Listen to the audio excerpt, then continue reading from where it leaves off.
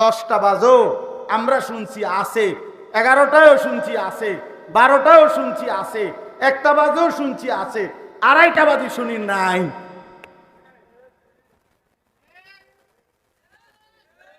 এবার নাই যে নাই, আর কিচ্ছু নাই। টাকা তো ছিল, কই শুধু বর্ডারও তো পার হইতার না। কথা বলেন না কেন? বর্ডারও তো পার হইতার না, আইটাও যাইতে পারে না, বিমানও যাইতে পারে না। ঘটনাটা কি? বলে না টাকা থাকলে বাঘের চোখ পাওয়া যায়।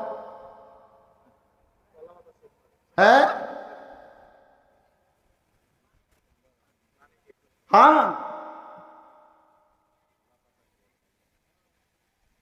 কলা পাতায় তো শুইছে না শুধু, মানে চেহারা সুরতের অবস্থা তো দেখে মনে হইছে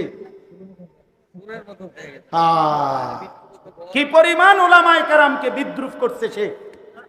একজন দুইজনকে, বাংলাদেশের ইতিহাসে এত বেশি পরিমাণ ওলামায়ে কেরামকে বেইজ্জতি আর কেউ করেন।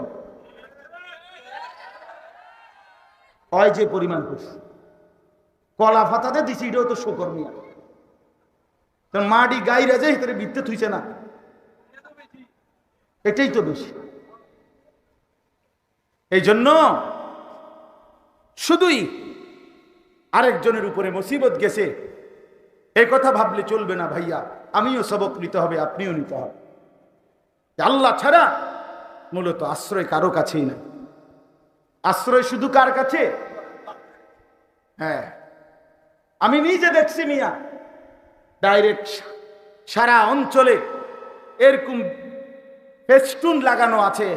একজন ব্যক্তি, আমি নাম বলবো না, এমনি বললাম, আমাদের একজন আছে, এই যিনি ভাগ্যে গেছে ওনার নাম লিখছে, তাই আমি গর্বিত, আমার আর কোনো টেনশন নাই। বুঝেন নাই কথা?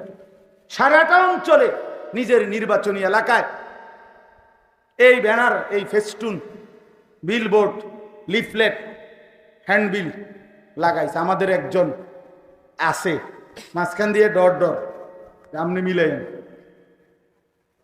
তাই আমি গর্বিত, তাই উনি গর্বিত, টেনশন নাই আমার।